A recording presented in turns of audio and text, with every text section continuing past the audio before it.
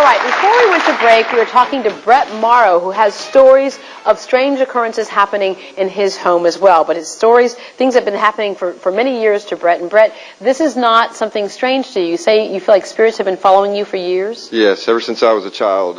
My home I lived in with my mother was, we felt like it was haunted. There was several times that you'd feel like you'd be in your room with the door shut, and you'd feel like the door was open, somebody was standing there. You'd whip around, and there's nobody there.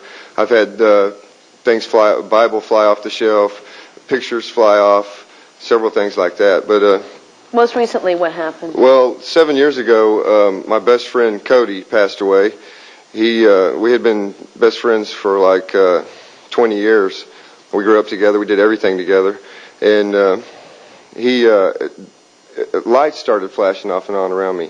And normally, I wouldn't think, maybe it's a coincidence, but it started the day of his funeral. I went to his funeral, and I came home, and I went to my wife's apartment, and walked in her apartment, and went to her bedroom, turned on the light switch, and it blew the breaker just in her bedroom, which I thought, that's kind of strange. I didn't really put two and two together.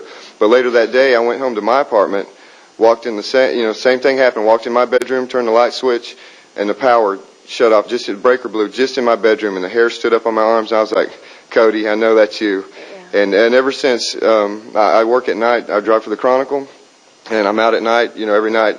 I'll pull up under a street light, bam, it goes off. I'll look at a light across, as soon as I look at it, bam, it goes off. I've gone by parking lots and parking lots, like, Auchan's, boom, off. I mean, the hair just stands up on my arms. I'll pull up under a light that's kind of glowing orange, and I'll start chanting his name, Cody, Cody. And okay, well, hold on now. We don't want the lights to go off in the studio. Right, right. Has he ever spoken to you? Yes, he has come to me in a dream a couple of times, and, to let me, because I told him, if you need to move on, buddy, I'm all right, man. You take off, Yeah.